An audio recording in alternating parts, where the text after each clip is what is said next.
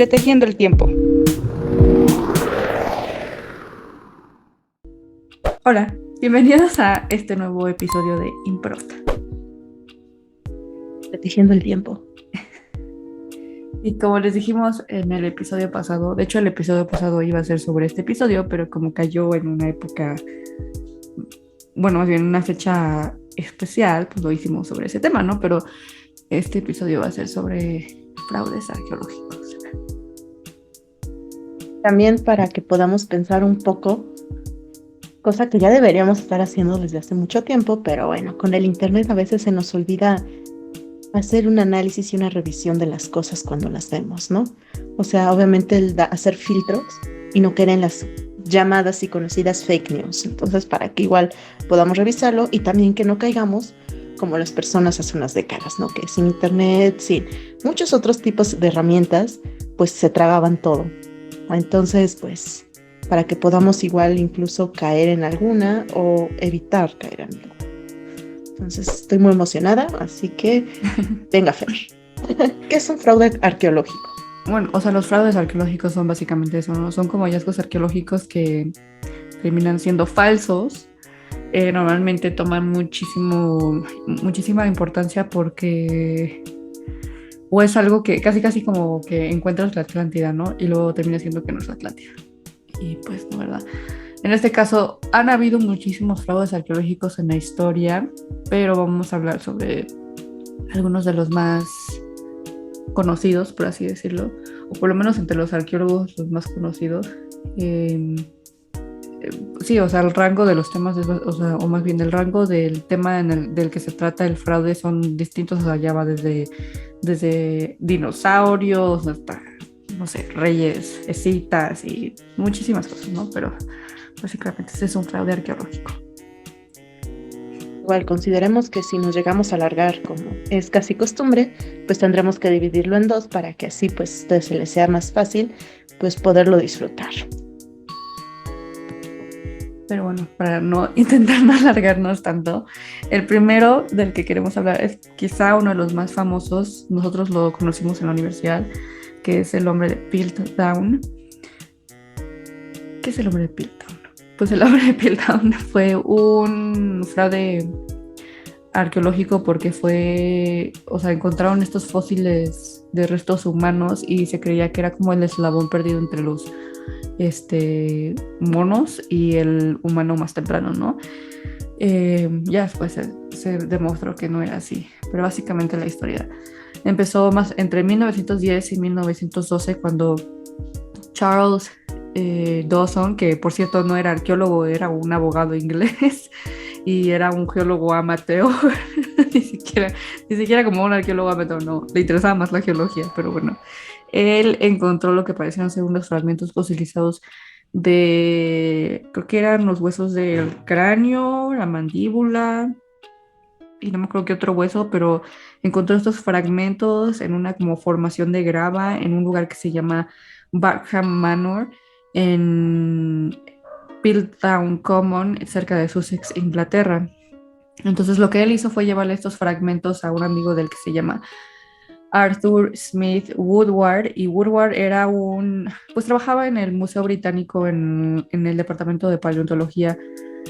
Y entonces en 1912, me parece, como diciembre de 1912 fue cuando anunciaron en una reunión de la Sociedad Geológica de Londres que habían encontrado estos fósiles de una especie previamente desconocida de un homínino extinto. Entonces fue cuando ya empezó todo el rollo de que no, ya encontramos el eslabón perdido porque era uno de los homíninos más tempranos. Obviamente muchos científicos y muchos académicos ingleses como que apoyaban esta idea porque para ellos era como era pensar que Inglaterra o las Islas Británicas fue un lugar muy importante en la historia de la evolución humana, ¿no? Pues quién no quiere creer que su país es importante para la historia humana. Entonces, después, como en 1914 me parece, se encontraron algunas herramientas de piedra, se encontraron más huesos, y antes de que Dawson murió él en 1916, le dijo a Woodward que había encontrado más huesos, pero estos huesos que encontró los encontró en un sitio a 3 kilómetros del sitio original, y de hecho nunca pudo decir exactamente en dónde se encontraron, entonces fue algo que no se pudo corroborar, ¿no? Eh, Sin embargo, ya fue como hasta 1926 cuando se hicieron estudios en el sitio donde se encontró el hombre de Piltdown. Se hicieron estudios en la tierra y en la grava, y se descubrió que la grava realmente no era tan antigua como ellos decían que era, ¿no?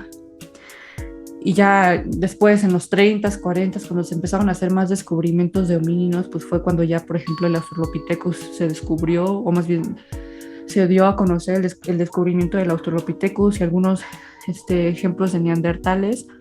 Y fue cuando ya básicamente el hombre de Piltdown fue como desechado, o sea, esa teoría fue desechada porque, pues como sabemos, el Australopithecus es uno de los homínidos más tempranos que se conocen, ¿no? Entonces, en los 50, en el 1953, 54, se empezaron a analizar estos huesos más extensivamente, y se dieron cuenta de que realmente estos huesos pues eran más, se parecían más a los huesos de un humano moderno, más o menos como de 600 años, bueno, moderno entre comillas, porque 600 años pues no es tan moderno, pero y también había, o sea, como que agarraron huesos de un humano de hace 600 años y huesos de me parece que era un orangután y huesos de un chimpancé, y los juntaron todos, y por eso parecía que era un espécimen antes desconocido, ¿no? Además, como que los huesos parecían haber sido envejecidos de forma deliberada. Incluso los dientes como que les dieron como cierta forma para parecer que pues, eran dientes pues, que se usaban, ¿no? Tenían como Ay, se me está yendo la palabra, perdón, es que estoy... Desgaste. Ajá, tenían esas huellas de desgaste. Esa es la palabra que quiero. Algo, y como que poco a poco se fue diciendo, ya se fue aceptando el hecho de que el hombre de Piltdown pues era un fraude, ¿no? Y algo importante de notar de este fraude arqueológico es que el hombre de Piltdown de hecho fue malo, o sea, obviamente es malo porque es un fraude, pero también fue malo porque no permitió que se reconociera la importancia de otros hallazgos de homínidos que ya se habían hecho hasta ese momento, especialmente hallazgos de homínidos en África. O sea, como que atrasó la publicación de esos conocimientos, ¿no? De esos descubrimientos. Y bueno, hasta hoy en día no se sabe bien, ¿perdón? Incluso la atención. Ingleses robando incluso la atención. Ja, clásico de los ingleses. Perdón, lo siento, tenía que hacer ese chiste. Sí, exactamente. Y bueno, hasta hoy en día no se sabe bien quién fue pues el que dijo, voy a hacer esta fraude. Obviamente mucha gente piensa que es Dawson porque pues él fue el que los encontró y que dijo, yo encontré sus huesos. Pero de hecho, pues hay varias teorías. Una de las teorías más interesantes que a mí me pareció fue que ¿cuándo fue? Creo que fue en los 90s que encontraron un baúl en los almacenes del Museo Británico que tenían las siglas MACH, sí, MACH, y dentro del baúl encontraron huesos que parecían tener el mismo tipo de desgaste que los huesos del hombre de Piltdown. El baúl le pertenecía a un señor que se llamaba Martin A.C. Hinton, y Martin A.C. Hinton en los 30s trabajaba en el departamento de zoología del Museo Británico, pero trabajaba como... fue como jefe del departamento de zoología en el Museo Británico, pero en 1912 trabajaba como voluntario en el mismo museo, y entonces se cree que él fue el que pues creó estos huesos falsos, porque en una de esas fue con Woodward, que era el amigo de Dawson, y le pidió que le pagara, porque como era voluntario, pues no ganaba dinero, y le pidió que le pagara, y el güey le dijo, no te voy a pagar. Entonces se enojó, entonces quiso hacer toda esta mentira como para hacerlo enojar y para, perdón por la palabra, pero pues para chingárselo. y entonces se cree que estos huesos que se encontraron en el baúl realmente eran como los huesos que usaba como de práctica para poder ya realmente hacer los huesos fraudulentos. Y bueno, ya después como que hubo más teorías. La teoría más aceptada hasta hoy en día es que fue Dawson, obviamente, pues, pero no se sabe. Pero eso fue el primer fraude, bueno, más bien el primer fraude arqueológico que nos enteramos en la MUNI. Sí, y pues sí, yo creo que cronológicamente, pues iniciando el siglo XX, pues podría ser de los primeros, porque ya tenemos como esta posibilidad de guardar los registros en los periódicos, en las conferencias, pero también no tenemos la tecnología pues para demostrar que sea verídico, ¿no? Aquí igual, pues justo, ¿por qué se hacen los fraudes arqueológicos? Muchas veces por dinero, por fama, como aquí dijiste, ¿no? Qué mejor que siendo Inglaterra, la cuna de la humanidad, ¿no? Obviamente, ya lo dijiste, no habían tantos estudios en ese momento, no había tanta información sobre la verdadera cuna, ¿no? Ahorita sería tonto decir que no, es en Europa donde surge la humanidad, ¿no? O sea, es una verdad clara, confirmada, científica y real, que la humanidad nace en África, punto. Entonces, bueno, con esto pues los ingleses, el orgullo nacional, posiblemente. También aquí hay que dejarlo claro, el eslabón perdido, aunque ya lo habías mencionado, Fer, pues es justo, ¿no? Lo que se dice que conecta al ancestro común de los actuales chimpancés, genéticamente los más cercanos a nosotros en un 96, 98% de ADN y el ser humano, ¿no? ¿Cuál es este ancestro en común que fue el que dividió, ¿no? Unos se volverían actualmente chimpancés y los otros seres humanos. Entonces, pues muchos han visto esto como si fuera algo muy, muy increíble, algo que, pues, como dijiste, no será algo como la Atlántida, que nos dé las pistas, las respuestas a tantos enigmas de la humanidad. Pues sí podría ser, pero al final también es solo una pieza más en este rompecabezas de la evolución. O sea, no hay que ver la evolución como solamente dos caminos, sino todo un entramado de ancestros que pues todos aportan algo más, pero pues ahí pues no era la misma mentalidad, pues 1910, y por supuesto que los estudios óseos también iban a ser muy diferentes a los que actualmente se hacen. O sea, ya no necesitas como tal comparar la morfología de los dientes con simplemente un estudio de carbono 14 de ADN, puedes ver realmente la antigüedad y con eso demostrar que esa pieza es de más de una especie, ¿no? Sí. O sea, dijiste, mezclaron 3 especies, vamos, o sea, ahorita qué tonto podría caer en eso teniendo tantos estudios. Pero pues sí, fue bonito para los ingleses mientras les duró el gusto. Y de hecho, pues es impresionante que se dieran cuenta que era falso, porque hasta hoy en día dices, ay, pues qué tonto caí en eso, pero pues hay casos de fraudes arqueológicos como hasta por lo menos del 2000, 2001, que se creyeron que eran reales y resultó que no, pero no vamos a hablar de eso ahorita. Pero igual, o sea, consideraron que estaba en el Museo Británico, siendo de los museos más importantes a nivel global, pues tampoco se pueden dar ese privilegio. O sea, tú vas a decir en el museo aquí de mi ciudad, que ni siquiera los de la ciudad conocen y que nadie visita, que incluso no te vas a contagiar de COVID porque nadie entra ahí.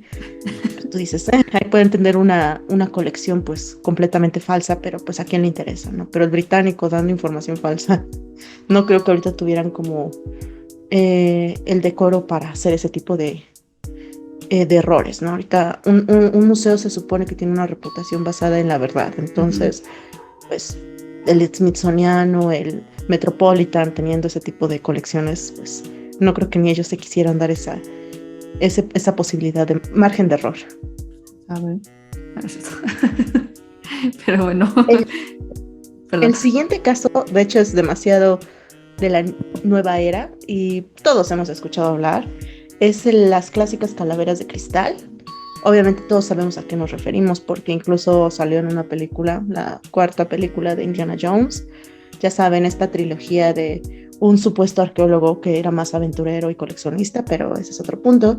La 4ª película ya de este siglo, pues decían, es el retorno de Harrison Ford, vamos a tener una nueva aventura, algo un poco más fresco. Y bueno, lo hacen en base a estas calaveras, justamente como su nombre lo dice, hechas de este material transparente. Y bueno, ahí obviamente nos dan una propuesta bastante fantasiosa y divertida. No pienso decir el final porque si no sería darle mucha importancia. El punto es de dónde vienen estas calaveras de cristal. Ok, pues esas también tienen como antigüedades un poco de décadas. El punto es que pues son en teoría 13 que se han repartido entre colecciones privadas. Ya sabemos que al final las colecciones privadas, al no estar reconocidas ante el entorno científico, muchas veces pueden guardar cosas interesantes, quizá verdaderas, pero que no pueden ser compaginadas o comparadas con lo que la historia oficial, entre comillas, o la historia científica marca, ¿no? Con comprobaciones. Entonces, la que pudo verse, la que pudo darse a conocer, pues obviamente también llegó a pues a los espacios más interesantes, a los espacios de la comunidad. Y lo que sucedió fue que eh,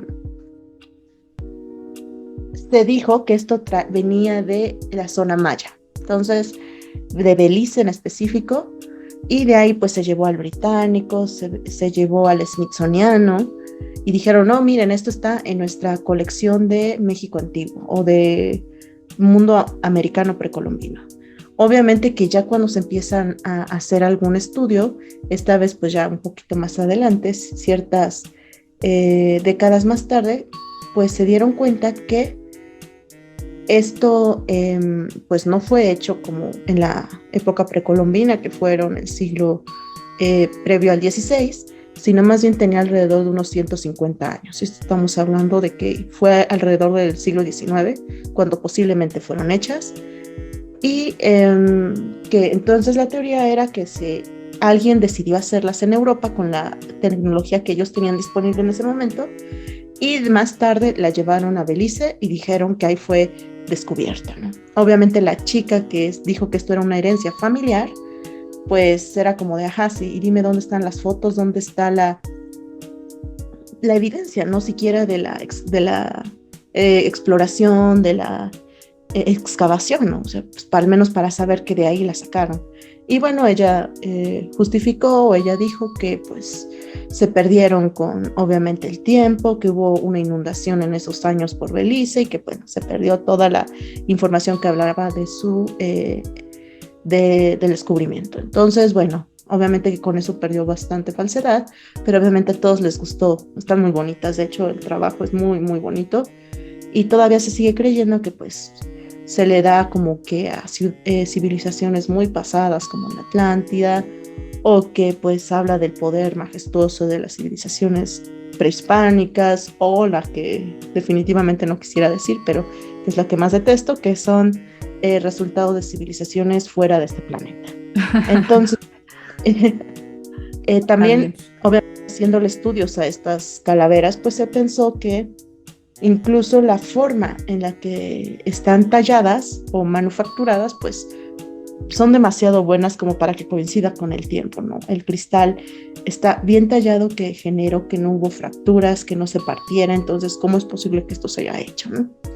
Entonces, bueno, para no hacer el cuento más largo, las calaveras de cristal han permanecido como en memoria colectiva de decir, es que esto es increíble, esto es magnífico, esto habla de la época de la humanidad perfecta, pero al final no se tiene ninguna información de dónde se haya sacado, quién lo hizo como tal, o bueno, sí, al menos una, como dijimos, las otras 12 están repartidas al parecer, y bueno, solamente se cree que pues fueron hechas en el siglo XIX con el estudio aplicado al cristal. Ya sabemos que dependiendo del material de los objetos, pues se le aplica a distintos estudios, ¿no?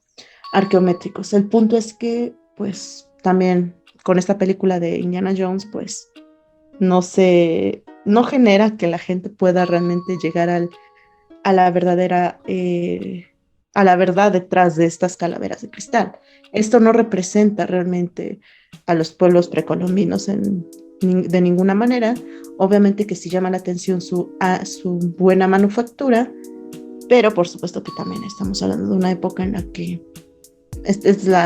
salió a la luz en los 20 y bueno, por eso es que a los museos les encantó la idea y empezaron a ponerlas. Ya después con los estudios arqueométricos, pues se desecharon varias de las colecciones o de las exposiciones y ya no se consideran como verdaderas. Sin embargo, pues muchos hasta la fecha siguen creyendo que las calaveras de cristal son reales. Sí, de hecho, como dices, o sea, no hay evidencia de ningún, o sea, de que se hayan recuperado de algún contexto arqueológico ni nada de eso. Y de hecho, si mal no recuerdo, creo que algunos museos compraron esas piezas.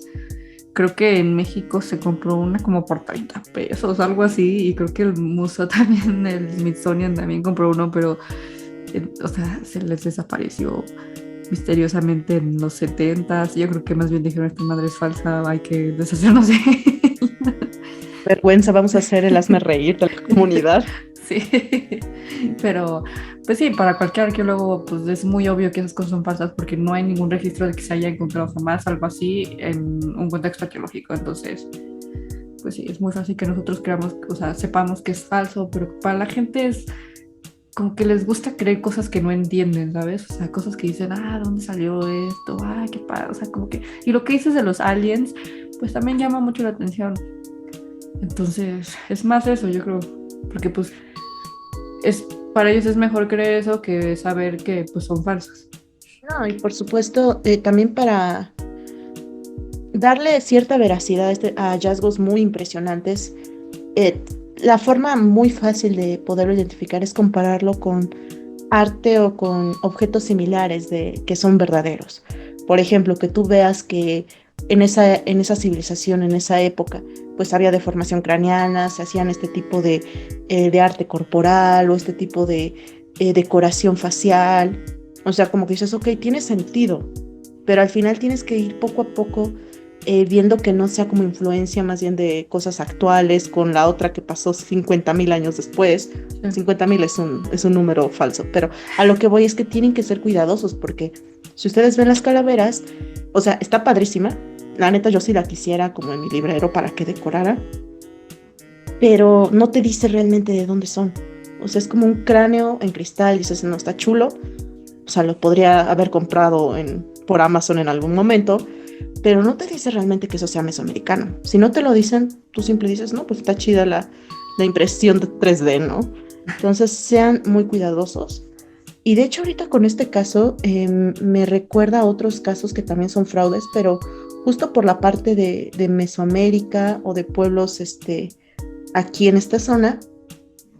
Bueno, primero, no sé si te enteraste, Fer, pero justo pues creo que era la pandemia, justo el primer año de la pandemia, hace 2 años, como venía de hecho, el proyecto del Tren Maya en Facebook, que es donde yo ando, pero supongo que anduvo por muchos otros lados, por muchas otras redes, unas supuestas fotos de cráneos esculpidos que habían salido del Tren Maya. Creo que esto es importante porque sí estuvieron muy de moda, corresponde a México y porque también, como dijimos, con el internet se hace como unas fake news a gran escala. Obviamente que yo sí me enteré y tratábamos de decirles, pero es que si se dan cuenta la decoración que tienen estos cráneos, pues venía que con cosas de los mexicas, que con cosas mayas después, como que con piedras muy vistosas que en la actualidad se compran en cualquier lado de cuarzos. Y la misma deformación craneana no corresponde a pueblos mayas de esa época, pues, ¿no? Entonces empezaron a decirlo, ¿no? Es que miren, en el Tren Maya están encontrando esto y nos los están escondiendo, pero yo lo logré capturar y se ven así como personas que las tenían, así eran un chorro, era toda una mesa. Lo curioso es que con cada vez que te encontrabas la misma publicación o la misma información, eran las mismas fotos. Y dijeron, no, es que el gobierno nos está ocultando. Entonces, bueno, es como o sea, te digo, ves el arte, ves estas supuestas piezas y sabes que eso es falso. Mezclan, como dije, arte maya, arte mexica, arte sepa de dónde, y como dije, la decoración con como cuarzos no corresponde al arte maya. Entonces, aún así las personas querían a fuerza saber, mencionarlo, y muchos pues podrían creerlo, ¿no? Al final también platicando con un ex compañero, él comentaba que se podía también partir desde el aspecto político.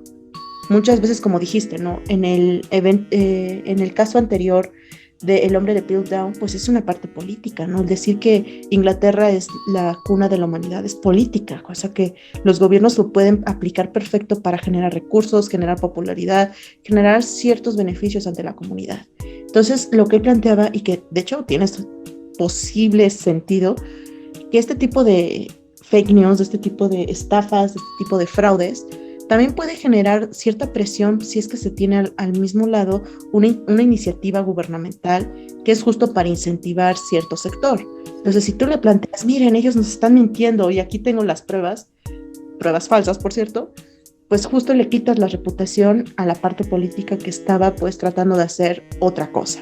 Sí, Entonces, claro. para que seamos más cuidadosas, o sea, al final los fraudes, como dijimos, tienen una parte económica, tienen una parte cultural, de orgullo, pero tiene una parte política que es, creo que por lo mismo que muchas veces por eso perduran, y muchas veces los fraudes son incluso alentados por los gobiernos, ¿no? O por los, como decíamos, ¿no? Los museos, el sentirse poderosos.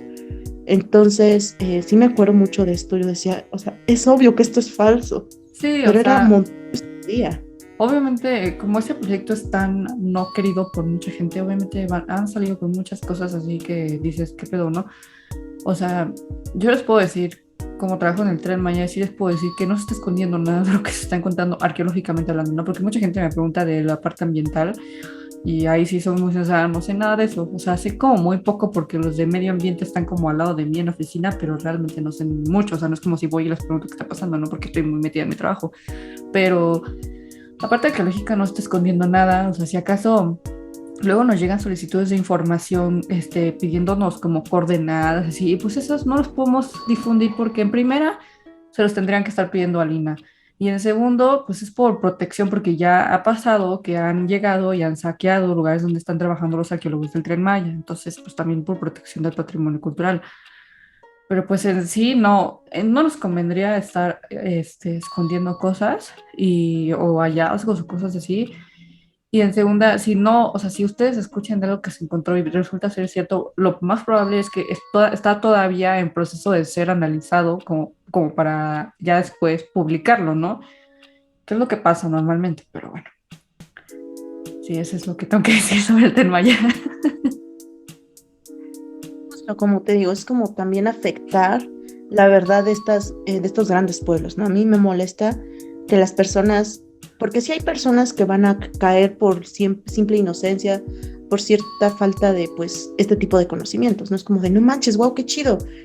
Pero hay otra parte en la que realmente están obsesionados por demostrar un punto que es completamente falso, ¿no? Ujú. El decir, no, es que miren, esto es de los aliens, y esto es cierto, es como, no, por favor, o sea, deja de demeritar el potencial humano.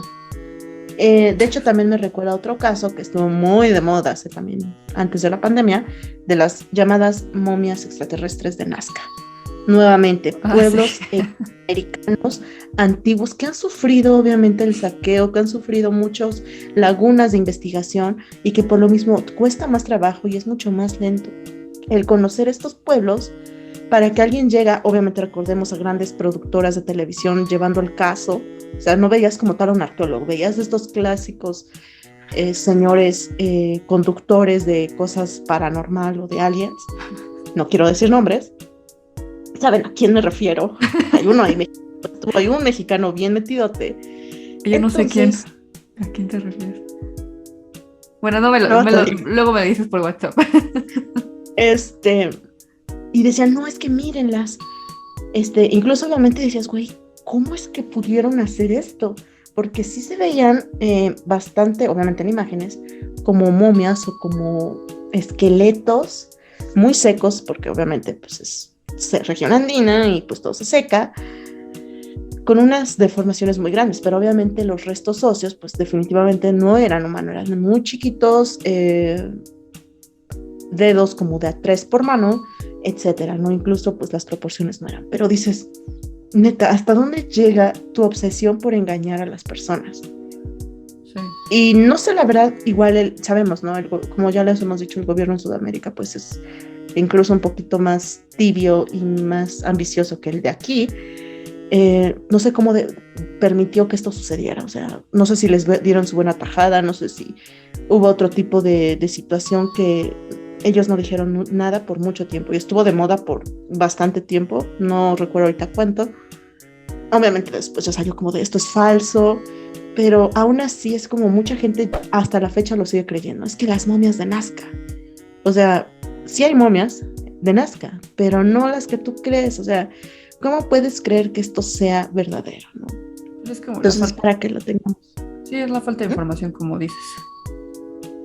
Sí, no, pero como te digo, hay personas que están tan obsesionadas de crear y generar este tipo de eh, evidencia O sea, que, pues obviamente, qué clase de propósitos, qué clase o sea, sí, ¿cuál de es su cosas pretendes hacer. El problema es cuando ya gente que, o sea, ya profesionales empiezan a mentir, porque también en el Tren Maya nos pasó que salió un artículo en la revista de Science, creo que ya nos estamos alejando un poco del tema, pero un artículo de la revista Science, y donde hablaba sobre los hallazgos arqueológicos del Tren Maya, y también una parte un- también hablaba de lo ambiental, pero en la parte de los hallazgos arqueológicos citan a una arqueóloga que de hecho dicen que no quería ser nombrada porque trabajaba para el Tren Maya, pero según la arqueóloga decía que estaban haciendo todo mal porque estaban excavando súper rápido y no estaban dejando que los arqueólogos analizaran bien lo que estaban encontrando, y entonces ahí se pierde mucha información. Y yo me puse a pensar como, güey, o sea, tú como arqueóloga debes saber que una excavación no es como para sentarte ahí en el pozo y ponerte a pensar, ay, a ver, ¿qué es esto que estoy viendo? Es como para registrar y sacar y luego ya analizas, ¿no? Especialmente en un proyecto de salvamento arqueológico.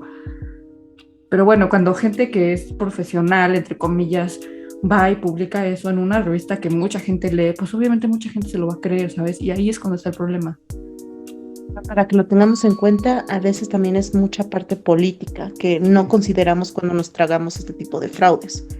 Muy bien, eso era para tenerlo en cuenta porque estábamos hablando de un caso muy importante, muy popular, que relaciona a los pueblos americanos. Continuamos al siguiente, por favor, Fer. De hecho, el siguiente también tiene un poco que ver con la parte política, un poco que ver con la parte de que, pues, por qué hacen estos fraudes por dinero muchas veces. En este caso es el caso yo ya había escuchado esto hace unos años, pero se volvió famoso porque recientemente una tipa sacó un TikTok sobre eso, sobre el caso, y mucha gente empezó como a decir, ah, no manches, sobre el caso de una princesa persa. En octubre del 2000, las autoridades de Pakistán, alguien les dijo, ¿no?, que un residente de Karachi estaba vendiendo una momia en el mercado negro, creo que por como 10 millones o 11 millones de dólares. Entonces, como vender momias, pues era algo ilegal, o es algo ilegal en Pakistán. Pues fueron con este señor, el señor les dijo que no, que la momia se la había vendido un señor de Irán, sí, creo que Irán, sí, Irán, perdón, y entonces agarraron la momia y se la llevaron al Museo Nacional en Karachi. Y fue aquí cuando empezó como toda esta como guerra, entre comillas, entre distintas naciones diciendo, no, esa momia es mía, no, esa momia es de nosotros, y así. Específicamente porque la momia se creía que era de una princesa persa, tenía en su pecho tenía una placa de oro que tenía una inscripción cuneiforme que decía que era la hija del rey Xerxes, no sé cómo se pronuncia, pero pues era un rey de, creo que como el siglo primero o segundo antes de Cristo, de Persia. Y entonces fue cuando todo el mundo decía, no, pues esa princesa es nuestra, no es nuestra, y así empezó como todas las disputas, ¿no?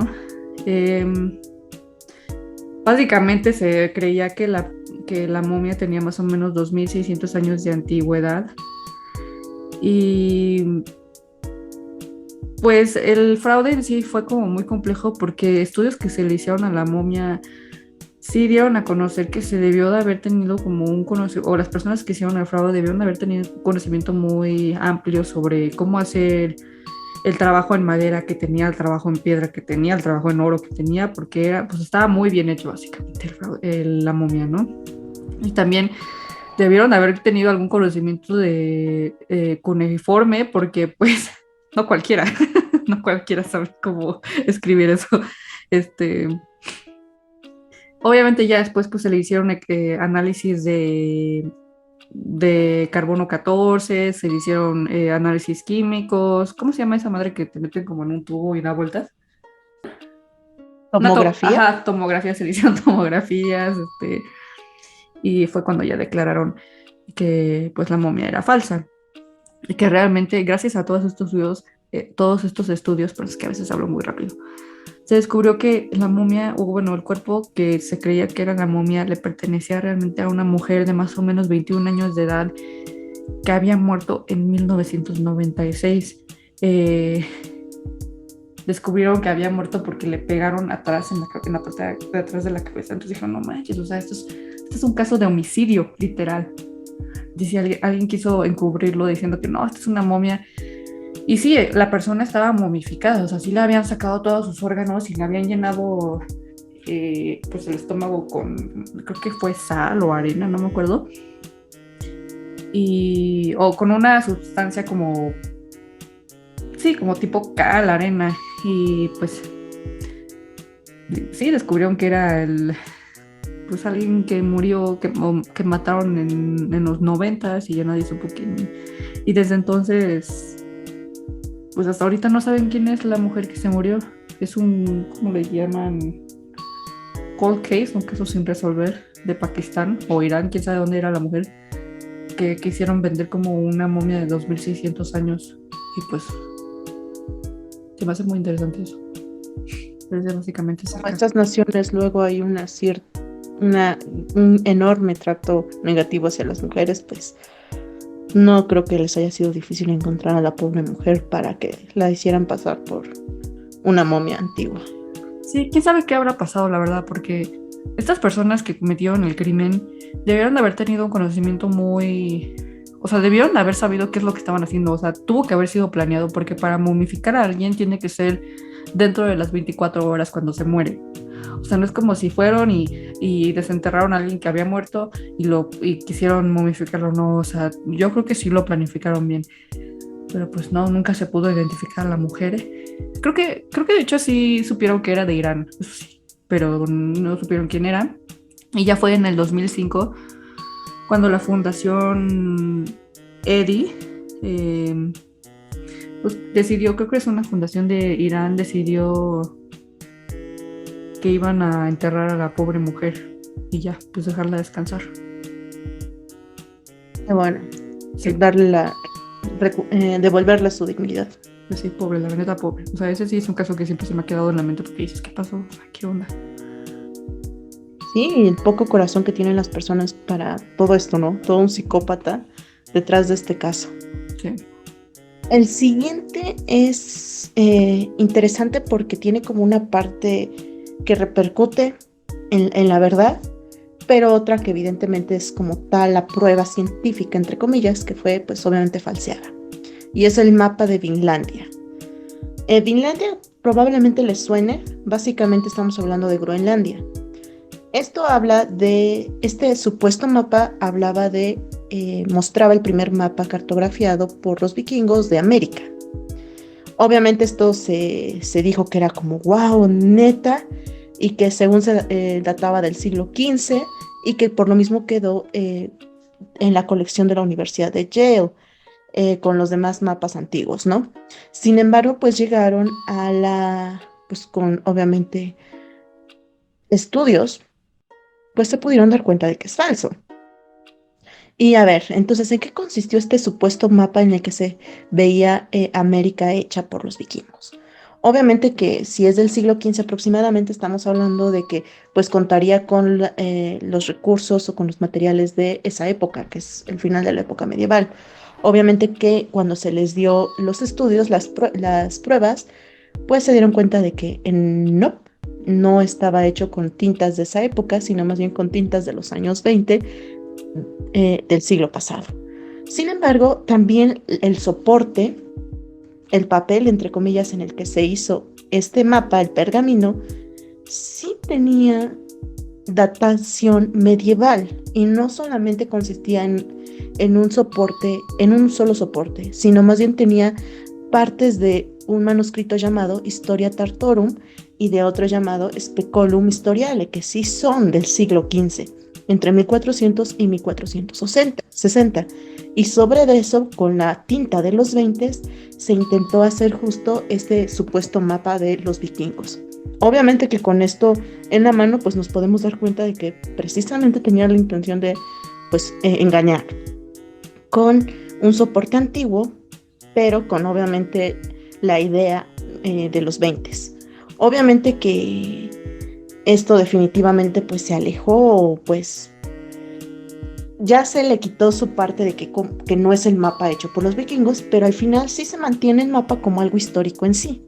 Obviamente que por mucho tiempo se creyó que era cierto, y además porque sabemos, y actualmente, de hecho lo hablamos en los descubrimientos más importantes del 2021, abrimos este año hablando justo de que se tiene también ya arqueológicamente los asentamientos de los vikingos cuando llegaron a América. Ujú. Obviamente que eso sí es cierto, o sea, no podemos demeritar el hecho de que sí fueron los vikingos los primeros en llegar al continente americano.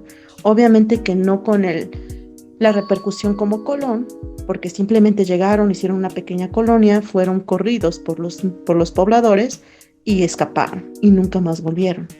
Pero de eso a que hayan hecho un mapa haciendo lo que, por eso muchos dicen, no es que Colón tenía mucha información. Ok, quizá tuviera, pero no un mapa. No hay evidencia que diga que los vikingos hicieron un mapa de América. Ellos escaparon, dejaron obviamente un registro arqueológico, pero no un registro histórico, que un mapa cuenta como un registro histórico. Entonces, ese es el caso del mapa de Vinlandia. Mucho tiempo se creyó verdadero, pero obviamente otra vez los estudios arqueométricos demuestran lo contrario. A pesar de que pues sí se utilizó un soporte medieval, obviamente las tintas son distintas. Sí, y de hecho el caso, este siguiente caso también tiene que ver con los vikingos y es de una piedra que se llama la piedra de Kensington, que se encontró en Minnesota, Estados Unidos. Creo que lo encontró un güey que se llama Olof. Era de Suecia, un inmigrante de Suecia, y encontró esta piedra en Minnesota y dijo que pues era evidencia de que habían llegado los vikingos a Estados Unidos, específicamente a Minnesota, antes de lo que se creía, ¿no? La piedra tenía inscripciones, tenía runas, inscripciones en runas, no sé cómo se dice. Y básicamente la inscripción lo que decía era que eran como 8, no, más bien 22 noruegos y 8 góticos, algo así. Godos, perdón, godos. Y que habían llegado a ese lugar y que acamparon cerca de un lago y que se fueron a explorar, y cuando regresaron muchos de ellos ya los habían matado, entonces que decidieron irse y no sé qué tanto, ¿no? Entonces mucha gente empezó a decir, o sea, ¿cómo es posible? En primera, o sea, si esto hubiera sido cierto, esto hubiera significado que los vikingos llegaron a América aproximadamente 130 años antes que Colón. Y que aparte pues llegaron, o sea, no sé si han visto un mapa de Estados Unidos, pero Minnesota está como muy al centro, o sea, y está, sí, en la frontera con Canadá, pero está como muy al centro, y pues los vikingos, como sabemos, llegaron a América, especialmente como dijo Fati, con lo que hablamos de los grandes descubrimientos, pero como que llegaron y más o menos vieron que había, dijeron, no, esto no nos conviene tanto, y se regresaron, ¿sabes? No es como si llegaron a colonizar, eso no pasó. Otra cosa es que dicen, pues sí es cierto lo que ellos dijeron de que llegaron y se establecieron durante un tiempo y algunos de ellos fueron matados por quién sabe quién. O sea, como que por qué se hubieran tomado el tiempo de todavía agarrar una piedra e inscribirla y contar toda esta historia y luego dejar la piedra ahí, ¿no? O sea, como que por qué, ¿no? Pues ya después obviamente se descubrió que la piedra pues era falsa, se le hicieron estudios, descubrieron que realmente aparte las runas o pues no sé si decirlo como la gramática que utilizaron, no sé, pero que estaba mal escrito, o sea, expertos dijeron, no, esto sí está mal escrito. De hecho, se enviaron fotografías y muestras a distintas universidades en Estados Unidos y Europa, y todos los académicos dijeron, sí, esto no es cierto, esto es un fraude, esto es falso. Pues ahí quedó esa historia. Y de hecho creo que sigue en exhibición en una en un museo la piedra. O sea, es lo que me llama la atención, como, ok, ya saben que es falsa, pero lo siguen exhibiendo. Ya como, de hecho, algunos artefactos que ya han demostrado que son falsos, los ponen en salas que están específicamente hechas para poner artefactos falsos. Creo que en el Louvre hay una sala así o algo así. O en el Smithsonian, no me acuerdo. Bueno, el siguiente caso es que, bueno, estos casos, los previos, pues es que con los vikingos también levanta muchas leyendas alrededor, ¿no? Como que muchos no puedo decir que lo sobreestimen, pero sí tiene como mucho aprecio y muchos fans alrededor del mundo. Entonces sean cuidadosos, así como hablamos de los mayas. Los vikingos también tienen como muchas atribuciones que es cierto que lograron grandes cosas, pero váyanse con cuidado para no quedar como un, como un tonto. Pero bueno, el siguiente, bueno, sería uno que se llama de hecho, de los que comentabas, ¿no? Que son muy recientes, entre comillas, pero que sí, realmente como que estafan bastante. Y se le llama el dinosaurio con alas. El Y básicamente, Archaeoraptor. ajá, obviamente que el nombre suena chido. Y fue hecho para el último año del siglo pasado, 1999, y tiene que ver con la famosa revista National Geographic. Sí. Hablaba de un supuesto fósil encontrado en China que era el ancestro común, el eslabón perdido, entre aves y dinosaurios. Entonces, bueno, dijeron, wow, esto debemos hablar de esto. Hicieron todo un artículo, se hizo público para que al año siguiente se dijera, no, ¿saben qué? Vamos a investigarlo. Y se comprobó que era falso. Así que se retractaron de todo. Y fue Sí, National Geographic. sí, ese fue el problema, que publicaron antes de... Cuando haces una publicación académica, normalmente dejas que... En inglés se llama peer review, no sé cómo le dicen en español, pero es básicamente que tus colegas, por así, o sea, no gente que conoces, pero gente del área que conoce lo que estás escribiendo y así, pues revisan lo que estás diciendo, ¿no? Para que estén seguros de que sea verídico. Normalmente esto lo hace pues quien sea que esté publicando el artículo, ¿no? Tú les mandas el artículo y ellos se los mandan a otras personas para que lo revisen y así. Y el problema con esto fue que de hecho no dejaron suficiente tiempo como para que lo revisaran. Creo que le entregaron el artículo a, no me acuerdo si fue la revista Nature o Science o las dos y se las rechazaron. Creo que tuvo como 3 rechazos antes de que se la mandaran a National Geographic. Y el error de National Geographic fue publicarlo muy rápido. Y sí tuvieron que retractarse y fue muy humillante para ellos, porque fue como, pues decir, perdónenos, hicimos mal nuestro trabajo. El Archaeoraptor dijeron que era el eslabón perdido entre los dinosaurios y las aves o algo así. Sí, dinosaurios y las aves, porque básicamente era un fósil que parecía ser como de un dinosaurio, pero que tenía alas. Después descubrieron, gracias a distintos estudios, especialmente de espectroscopía, que pues no, o sea, fue básicamente lo mismo que sucedió con el hombre de Piltdown. Agarraron huesos de distintos especímenes.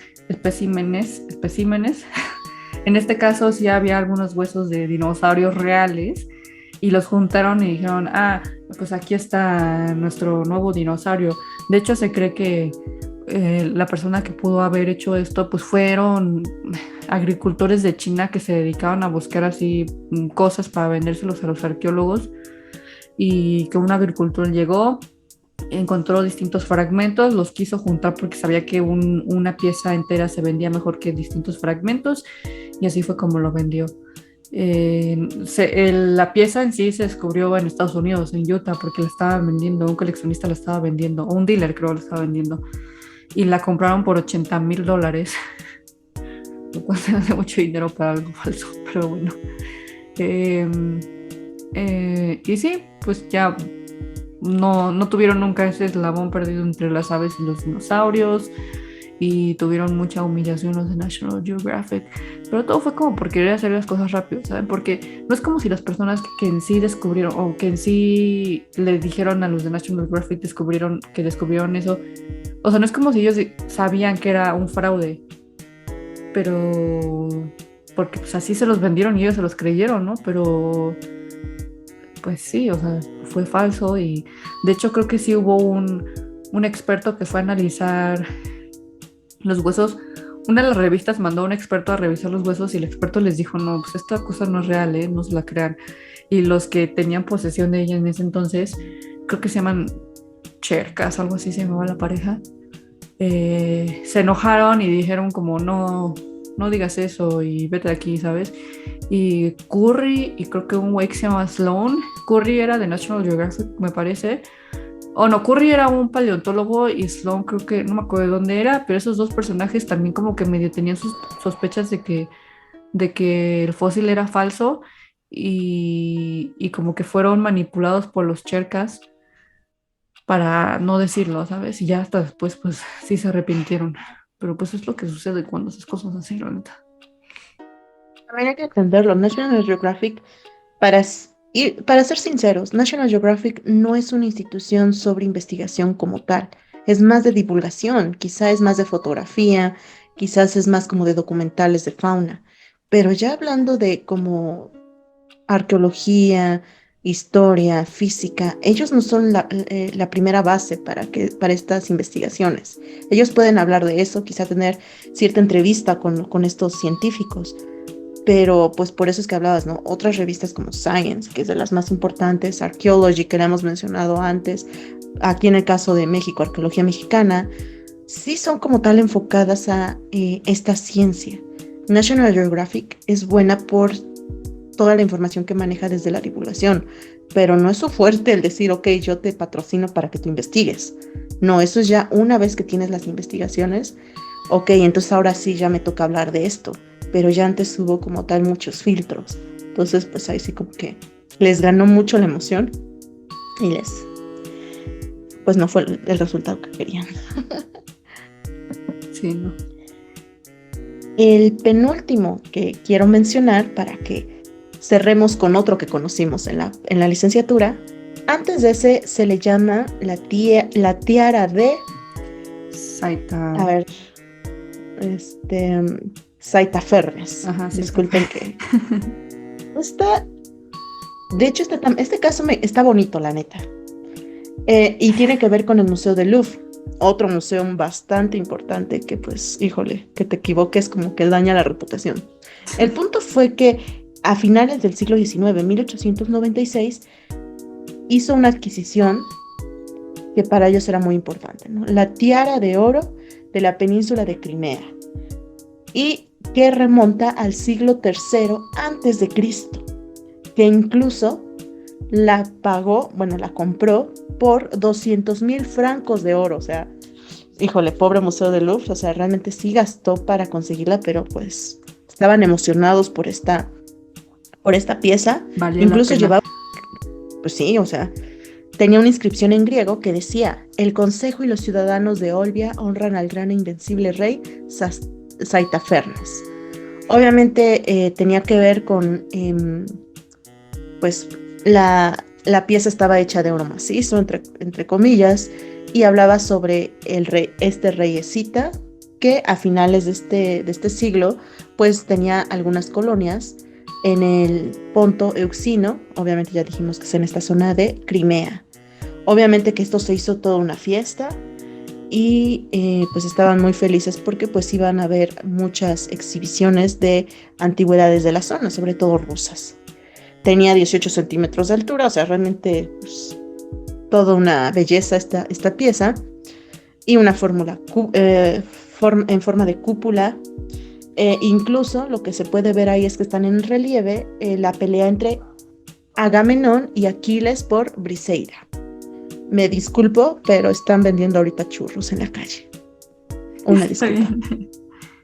Entonces, bueno, realmente entonces, pues, ¿cómo no va a ser griego esto? Si habla del rey, si tiene una escena muy importante de las antiguas historias griegas. Y bueno, incluso el Museo Británico ya se le habían ofrecido esto, el Museo de la Corte Imperial de Viena, pero ellos rechazaron. El Museo del Louvre, claro que se la tragó por completo. Entonces la compró, como ya dije, con toda esta cantidad de dinero y decía que eso era cierto.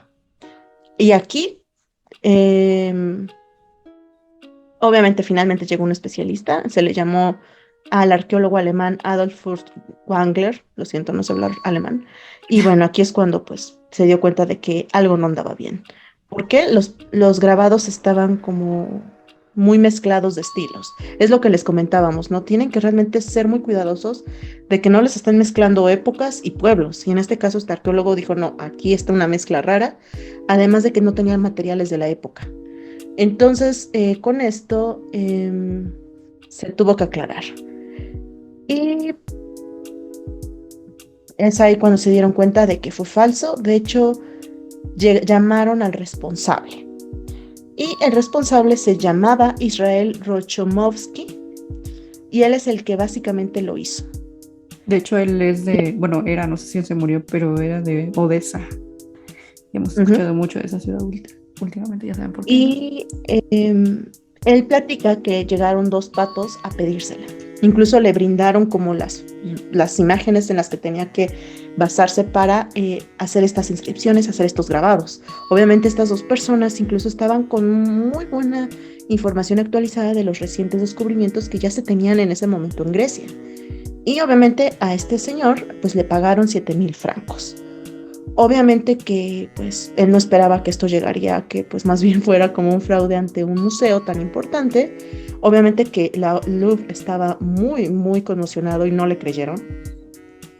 Y entonces, para creerle a este señor, Ruchomovsky, pues le dijeron la única manera de probarlo es que vuelvas a hacerla.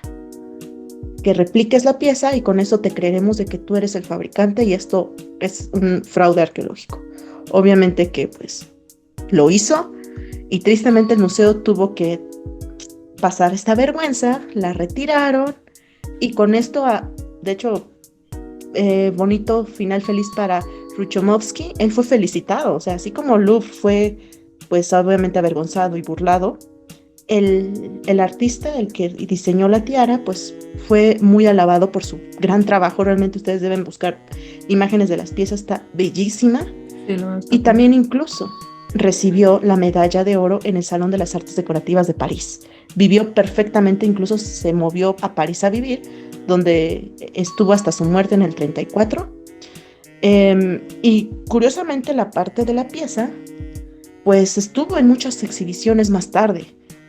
A pesar de ser una falsificación, se le consideró ahora una obra de arte del momento, ¿no? Por ejemplo, en el 97 el Museo de Israel en Jerusalén la pidió prestada para una exhibición sobre el mismo Israel Ruchomovsky. Incluso otros, por ejemplo, en el 2009 el Museo Superior del Arte de Atlanta pues la pidió también al Museo del Louvre, porque como ya habías dicho, el Museo del Louvre sí tiene una sala hecha solo para falsificaciones, llamada Sala de Falsificaciones. Y actualmente incluso el Museo Británico tiene una copia de la tiara. Entonces, se me hizo lindo. Además de que, híjole, pobre Museo del Louvre pagando 200,000 francos y siendo engañado por completo. Pues sí, Me gustó esta historia hasta eso. quién sabe si eso era demasiado dinero por ahí, o sea, porque el Museo de Louvre no sé en cuánto dinero entra ahí. Pero de todas maneras, la razón por la que le fue también al vato fue porque pues realmente él hizo la pieza porque se la comisionaron, él no sabía para qué era, creo que le habían dicho que era como un regalo para un arqueólogo o algo así, ¿no? Él no sabía para qué era, la hizo, la entregó y va, y no supo nada de eso hasta como 2 años después cuando se enteró de la noticia de que, uy, un fraude en el Louvre, y ya fue cuando dijo, no, pues sí, yo la hice, la neta. Y fue reconocido por su talento y pues sí, Trabajo en sí, sí, exacto. porque sí está bellísimo el trabajo tan fino para hacer la chapa de oro. Sí, y la verdad es que si la ves en fotos, yo pensaba que se veía así porque pues ya había sido restaurada, lo que quieras, pero pues se ve así porque en sí supieron que era, bueno, tuvieron sus sospechas de que era falso porque se veía como en muy buenas condiciones, ¿sabes? No se veía como tan envejecida, como por ser del siglo no sé qué antes de Cristo, pues no se veía tan mal y no, pues sí, terminó siendo falso. Pero bueno, como dijo Fati, el último caso que vamos a hablar es un caso que también nos enteramos en la universidad y es el caso de un arqueólogo que se llama si era arqueólogo, ya nunca me enteré si era arqueólogo o nada más decía ser arqueólogo. Sí, no, claro, o sea, él él quería su gloria, como, o sea, ¿quién no quisiera como profesional arqueológico decir yo descubrí la Atlántida, ¿no? Claro Bueno, que sí. este hombre se llamaba, o se llama, no sé si se murió, Shinichi Fujimura. Y él se volvió famoso porque en Japón, pues era como uno de los famosos, uno de los arqueólogos, uno de los mejores arqueólogos de Japón, ¿no? Parecía ser que cada vez que él se ponía a excavar siempre encontraba algo y no solo encontraba cosas, sino encontraba cosas que históricamente hablando, pues tenían mucho significado para Japón. O sea, la era paleolítica de Japón la dató hasta como 40.000 años antes de cuando se creía que fue la era paleolítica de Japón, gracias a los artefactos de piedra que había encontrado.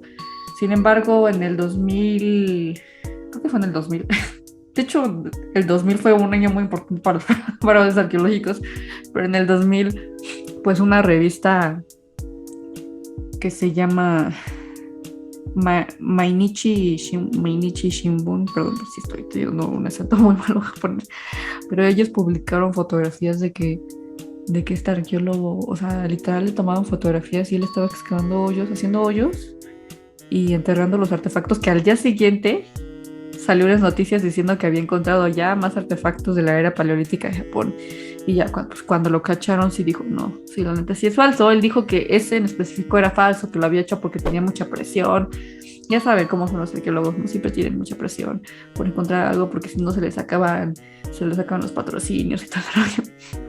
Pero, pues no, ya después se le hicieron estudios a todos los demás artefactos que según había encontrado y sí eran falsos también. Por eso se volvió famoso este señor. Imagínate que salga en la noticia y que te conozcas que tu maestro tiene una intuición para descubrir cosas, o sea, que justo el lugar donde decides cavar aparezca y no falles, como, güey, es un sexto sentido, güey, yo quiero tener esa habilidad, por favor. Y pues resultaba que no, que sembraba la evidencia. O sea, a mí me parece también como medio raro que nadie se haya dado cuenta antes, ¿sabes? Porque no sé cuántos años estuvo ahí diciendo que encontró cosas, pero también, o sea, todos los arqueólogos quisieran tener descubrimientos así en su vida y él no solo tuvo uno, tuvo varios. Entonces es como medio sospechoso. Nuevamente lo que acabas de decir, la parte política. O sea, realmente pongámoslo a pensar. La parte paleolítica de Japón, datada en los 40.000. Poquito pensemos en el caso inicial, ¿no? Con el que empezamos en Inglaterra. Japón también le encantaría decir, no, yo tengo mi propio camino, porque lo sabemos, culturalmente, arqueológicamente, lingüísticamente, todo la raíz de Japón realmente viene desde China. Y Sí, detestan los japoneses decirlo y aceptarlo, al igual que Corea. sí. Así es, o sea, es evidente. Y pues así sucedió. Llegaron a la isla y empezaron a hacer sus propias particularidades, pero realmente nunca pueden negar que vienen con una raíz china. Es obvio. Pero obviamente el que diga, no, no, no, no, no. Yo tengo un pasado antes que China y que incluso se remonta a los 40.000, pues obviamente que eso a cualquier japonés le daría muchas ganas de afirmarlo. O Pues sea, sí, realmente ellos quisieran salirse de esa realidad.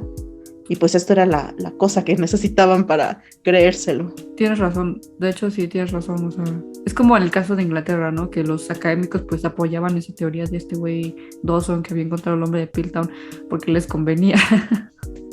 Claro, o sea, es una parte política relevante. Y te digo aquí, a diferencia de los otros casos en los que no hay arqueólogos de por medio, aquí tú estás creyéndole al verdadero científico.